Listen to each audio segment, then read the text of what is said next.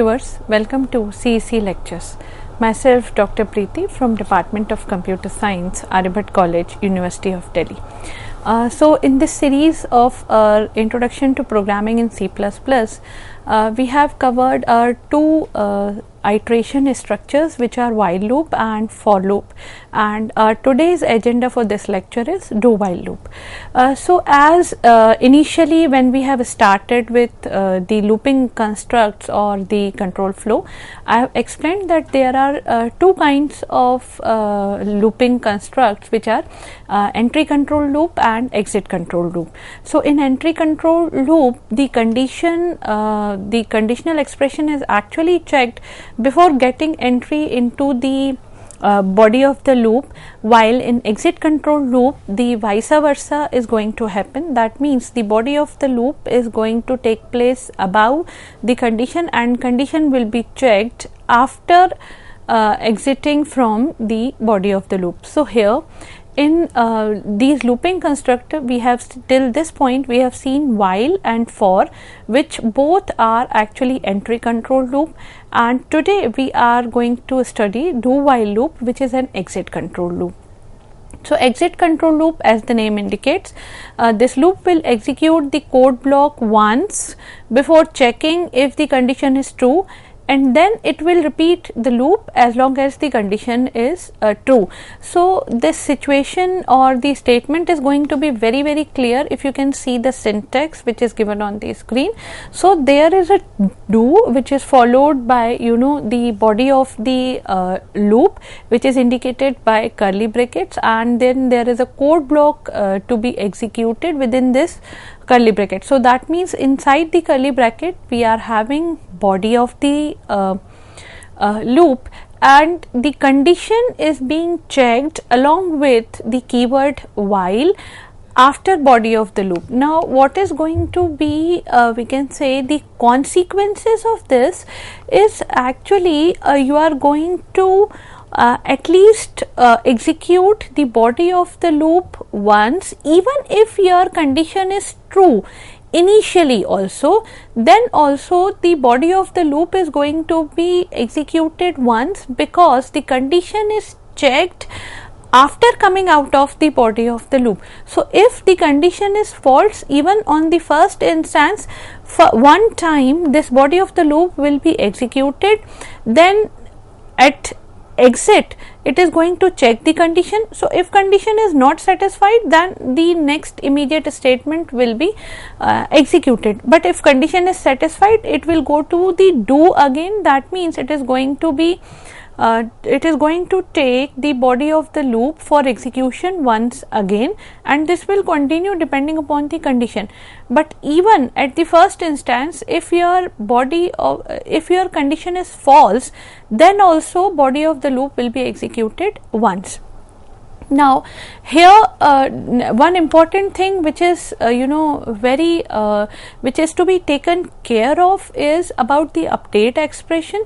So we need not to forget the increase or decrease the variable used in the condition, otherwise this loop is going to be never end. It will continue as if it is an infinite loop. So if condition is true, the flow of the control jumps back to do, and the statements in the loop will be executed again.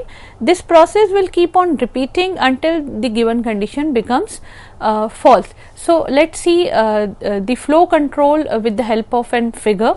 So there is an kind of code block which is present before checking the condition. So there is a code block, that code block will be executed, and after execution of that code block, and that code block must contain one update expression, either to increment the variable or to decrement the variable, in order to avoid your loop in order to prevent your loop by falling into infinite situations. So there is a code block and then there is a condition. Now if the condition is true, the code block will be executed again, then code block execution, update expression is there, condition is being checked, and then code block will be executed again, and then condition is being checked, and this situation will keep on happening, or this cycle will keep on going unless you have a condition if which is resulting in the false. So at the condition statement, if you are having false, then this is going to terminate the loop, and the next statement, which is written just after the body of the loop after the while condition, is going to take place, or it is going to be executed. Now let us see this with the help of an example. So here I have just placed an code snippet, I have not placed the whole program.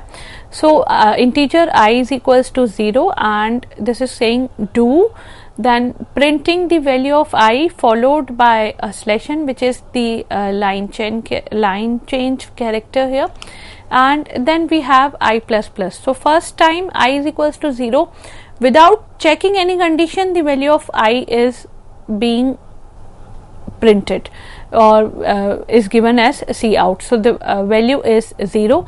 Then I minus minus, so I 0 is going after 0, getting into an update expression of I plus plus, it is going to give the value I as 1, then 1 is less than 5. So yes, condition is being satisfied.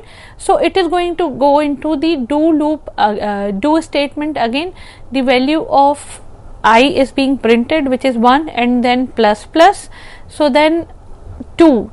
Now the new value of I is 2, so 2 is less than 5, and then it will be printed.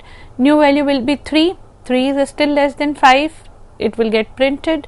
4 is still less than 5, it will get printed. Now the value of I is going to become 5, and we have printed 0, 1, 2, 3, 4. So now value of I has become 5, and when checking the condition, 5 is not less than 5. So 5 is not less than 5, that means the condition is returning false.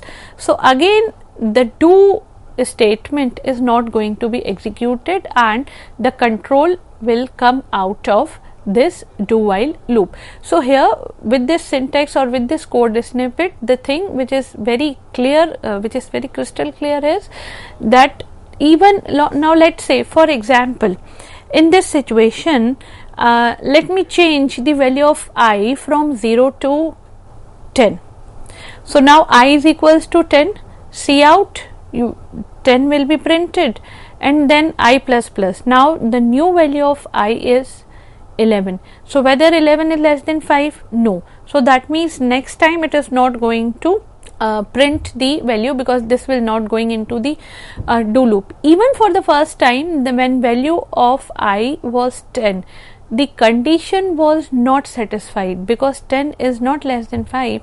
But as the condition is placed at the exit of the body of the loop will take place at least one time, or at least once, or the body of the loop, or we can say the loop, will be executed at least once, because condition is checked at the exit, it is not checked at the entry. So here is a very kind of a very prominent and a clear difference between exit control loops and entry control loops. So let us see one more example of this do while statement. A is equals to 10. I am just going to the logic of the loop by leaving all other normal statements which we need to place compulsorily inside the program. Integer A is equals to 10, and the value of A will be printed, that is A, and A is equals to A plus 1. So now the value of A has become 11, while A less than 20. So 11 is less than 20. So the next time loop will be executed, and the value of A will be printed by 10, 11, 12, 13, 14 till 19, and the value 20 will not be placed here.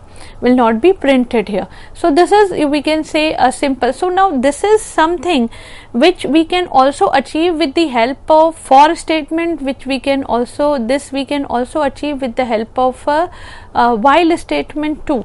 But there are some such circumstances in which only an exit control loop can help. So coming to the specific usage of, we can say, exit control loops or do while loops, to be specific with, the do while loop we should use when the number of iterations is not fixed and the loop must execute for at least once. So here are two conditions. One is that we don't know the number of iterations in advance, that is, the number of iterations is not fixed, and the loop must execute for at least one. These are the two conditions. While in the previous lecture, when we were looking into the differences of for versus while, so with this situation, now it is very clear that for will be used when you have the requirement of an entry control loop and the loop must execute for a fixed number of time.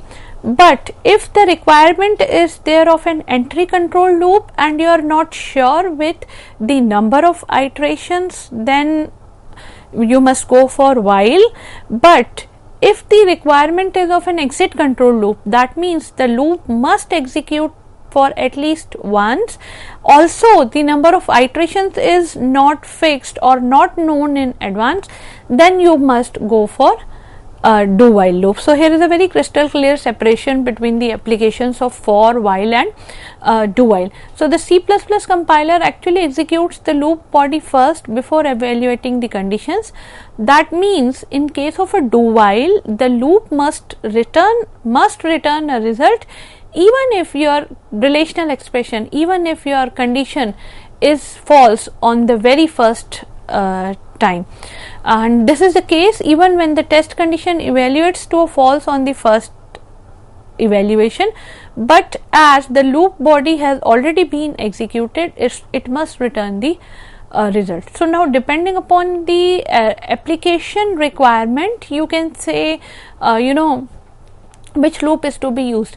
Now coming to the one more example of do while loop, or it is returning the result compulsorily at least one times. Let's see once more how it is returning, how it is doing this. So let's say a variable is here which is count, and the value of count is 12, and then within the do or within the body of the loop I have said that count plus plus, and we need to print the value of count, and the value of count here will be printed once. So count is equals to 12, and by entering into the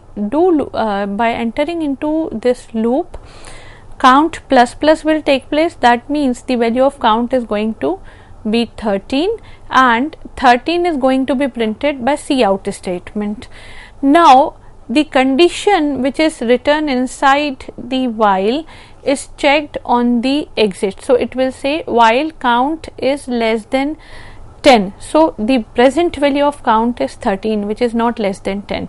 So that means the next time body of the loop which is written inside the curly brackets following the keyword do will not be executed because the condition is not satisfied. But even the condition was not satisfied at the very first instance once the body of the loop has already been executed, even before checking the condition. So this is what your exit control loop actually are meant for. And so when you need code to be repeated executely, that means you are in a need of a loop, and you need to guarantee that at least one execution of the code block will be performed. That essentially means that your requirement is of an exit control loop, and within that too, if you are not fixed of, if you are not having fixed number of iterations, or you are not aware of number of iterations in advance, then do while loop is the solution. You can go for do while safely. These are the we can say usage of entry control loop and exit controlled loops both. So for, while and do while. Now coming to one very important statement, which is continue statement. Now if you remember, please recall that we have gone through one statement which was break statement when we were going through switch case. So after every case within the switch case statement we place a break. What does that break do? That break actually switches the control from inside the body of that statement to outside the body of the statement. So that means whenever a break is encountered, the control flow will passes to the next statement by skipping the rest of the statement. So one variation here is a continuous statement. So continuous statement works, we can say, somewhat like the break statement, but instead of forcing termination, so in break statement the termination has been forced, the continue statement will go to the next iteration of loop to the takes place, skipping any code in between. So for example, whenever a continue statement is being encountered, whatever is being written within that block after continue will not take place, and the loop will continue executing by the update expression by having a new value of the variable. So in the for loop, the continue causes the conditional test and the increment portions of the loop to execute, and within the while and do while loops the program control passes to the conditional test. Now see how it is happening. Let's see.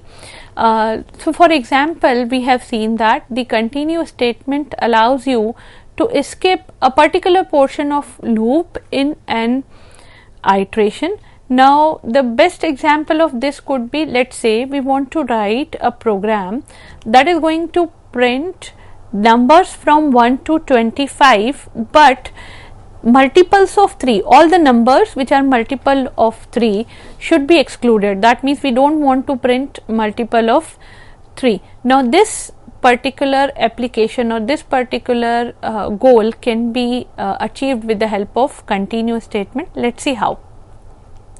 So within this continue statement, let's say we have an integer I and the value of that I has been fixed as 1, and then while I is less than 25, because our goal is to print numbers from 1 to 25, so I less than equals to 25, we are going to increment I, but if I mod 3 equals to 0, I mod 3 equals to 0 means whenever we are dividing I by 3, the remainder is 0. So the remainder will be 0 in case of 3, I as 3, the remainder will be 0 in case of I as 6, the remainder will be 0 in case of I as 9. So what I am trying to say here, the remainder will be 0 in all the cases where the I is going to be a multiple of 3.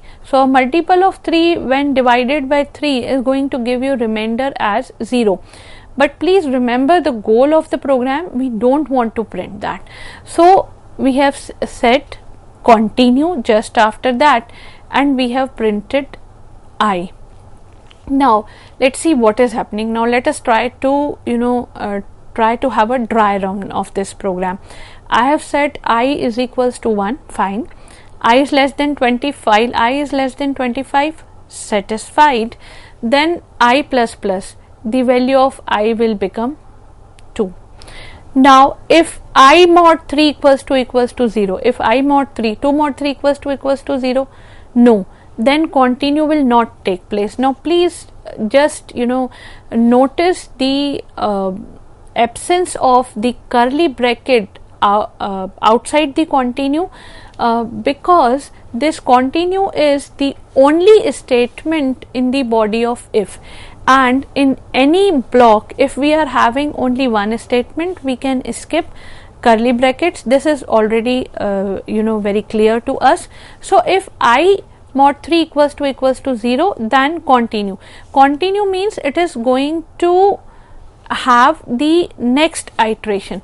So in case of 2 mod 3 equals to 0, no, it is not equals to 0, that means continue will not take place and it will print I. Now I value of 2 will be printed. Now 2 is less than equals to 25, yes, the value will be incremented 3. Now see what is happening. 3 mod 3 equals to 0, yes, it is 0. Then my control flow will enter inside the body of if, which is having continue. So what this continue is doing here, continue will not allow the control to go to the cout. Instead it is going to take place, instead it is going to take the control directly to the while statement inside which the conditional expression is written. So 3 is not being printed. Now 4 less than 25, I plus plus, yes, 3 less than 25, I plus plus 4, 4 mod 3 equals to 0, not possible. So it will not go into continue and 4 will be printed. Now 4 less than 25, fine, I plus plus, it is having 5, 5 less than 5 mod 3 not equals to 0, so no continue, 5 will be printed. But when the value of I will become 6, so 6 mod 3 equals to 0, the condition is being satisfied, that means it will fall into continue, and continue will not allow control flow to go to the cout statement. Instead it will redirect the flow to while statement. So if you want to skip a particular portion of your iteration depending upon a condition, you can use continue safely. And in order to have look for the flow on the flow control in case of continue, how it happens, so we can see the whole flow control on the screen. The loop is being executed and a condition is being checked. If condition is false, then loop is going to be executed. If condition is true, then it will check for continue. And if continue condition, now continue is also inside a condition box. So if continue is going to give yes, then code inside body of the loop will not be executed and it will go for the next iteration. That means whatever code is written under the continue will be skipped if continue condition is going to give you true. But if the continue condition is not going to give you true, then in that situation code inside the body of the loop after continue statement will take place. So that means the last rectangle or which is given on the screen will be executed only if your continue condition is not being satisfied. If continue condition is being satisfied, that rectangle is going to be skipped and it will not take place. So this is what actually the use of continue statement is, and here are some references for this particular lecture which we have used. Thank you for a patient hearing. Hope you have enjoyed the lecture.